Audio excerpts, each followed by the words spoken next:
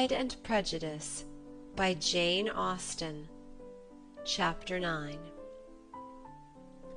Elizabeth passed the chief of the night in her sister's room, and in the morning had the pleasure of being able to send a tolerable answer to the inquiries which she very early received from Mr. Bingley by a housemaid, and some time afterwards from the two elegant ladies who waited on his sisters.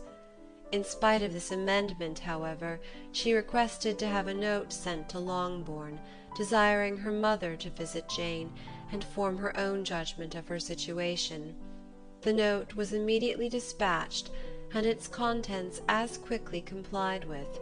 Mrs. Bennet, accompanied by her two youngest girls, reached Netherfield soon after the family breakfast. Had she found Jane in any apparent danger, Mrs. Bennet would have been very miserable, but being satisfied on seeing her that her illness was not alarming, she had no wish of her recovering immediately, as her restoration to health would probably remove her from Netherfield. She would not listen, therefore, to her daughter's proposal of being carried home.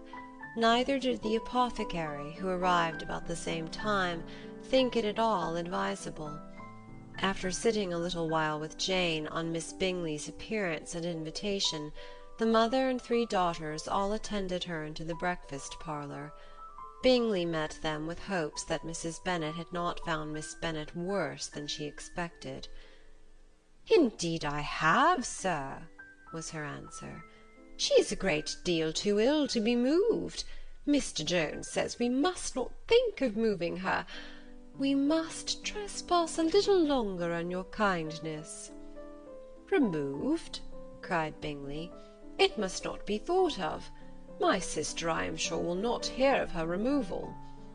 "You may depend upon it, madam," said Miss Bingley with cold civility, "that Miss Bennet will receive every possible attention while she remains with us." Mrs. Bennet was profuse in her acknowledgments.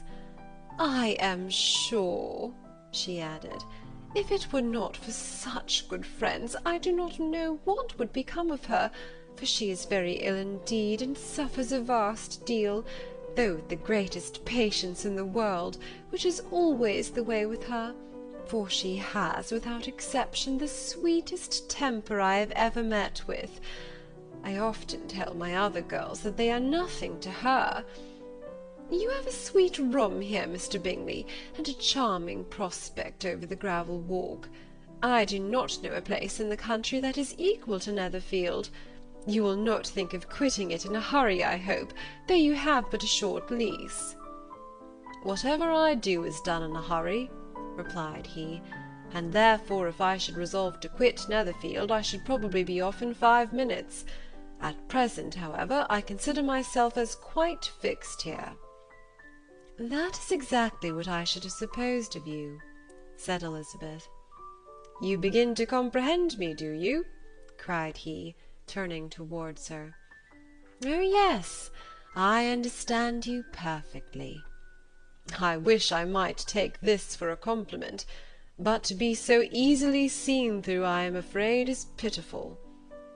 "That is as it happens.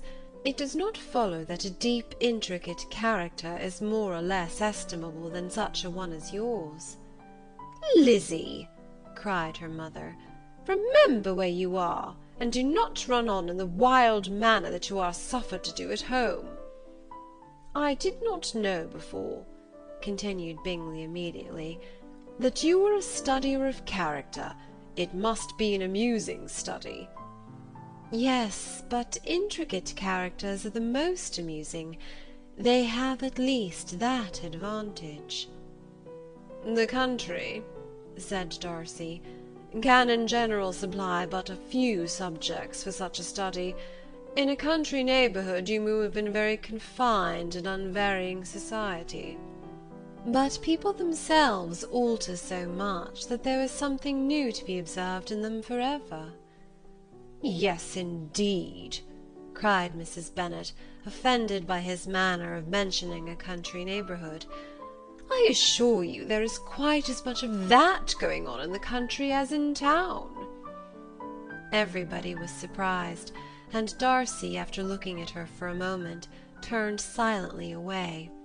Mrs. Bennet, who fancied she had gained a complete victory over him, continued her triumph. "I cannot see that London has any great advantage over the country, for my part, except the shops and public places.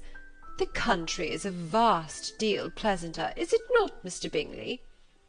"When I am in the country," he replied, "I never wish to leave it, and when I am in town it is pretty much the same. They have each their advantages, and I can be equally happy in either." "Ay, that is because you have the right disposition. But that gentleman," looking at Darcy, "seemed to think the country was nothing at all." "Indeed, mamma, you are mistaken," said Elizabeth, blushing for her mother. "You quite mistook Mr. Darcy. He only meant that there was not such a variety of people to be met with in the country as in town, which you must acknowledge to be true." "Certainly, my dear, nobody said there were. But as to not meeting with many people in this neighbourhood, I believe there are few neighbourhoods larger. I know we dine with 24 families." Nothing but concern for Elizabeth could enable Bingley to keep his countenance.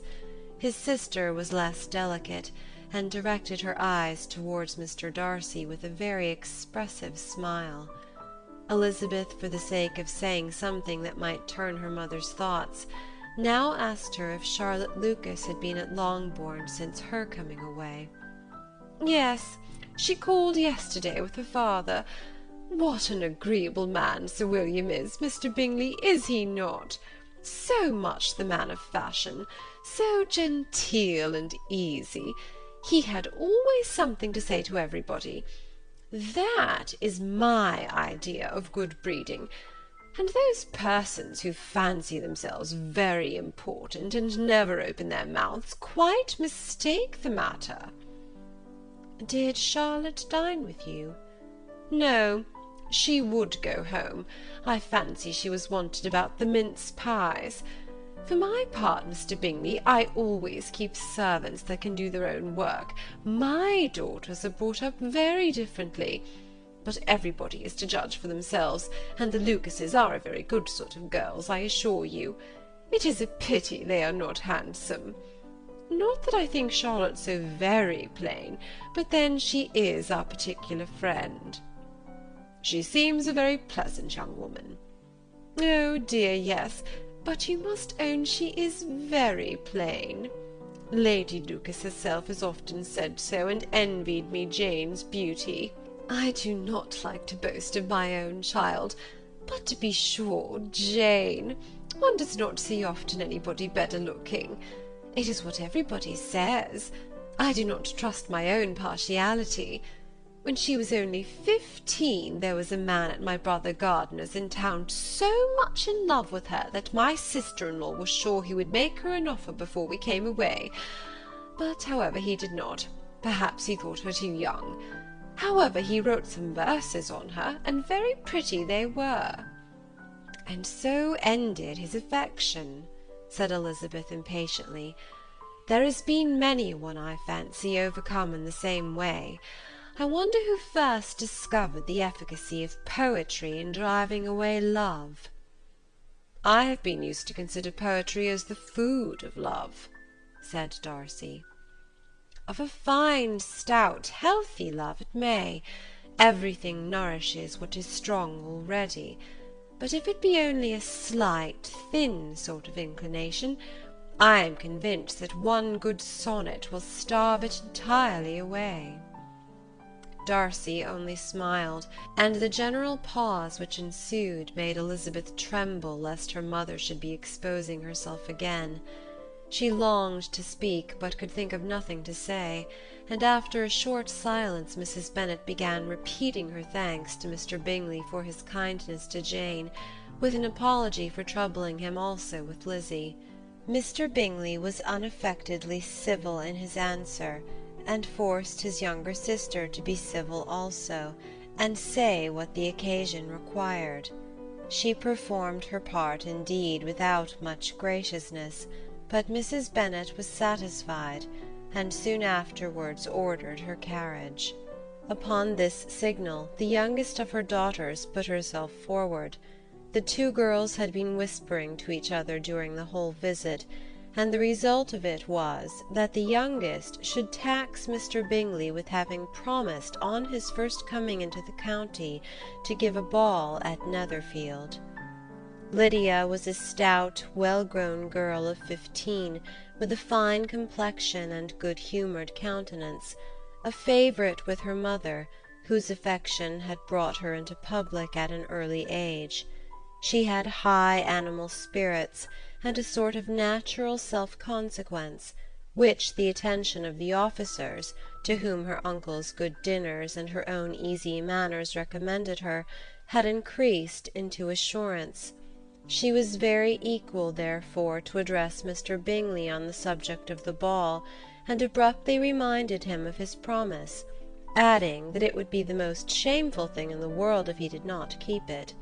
His answer to this sudden attack was delightful to their mother's ear.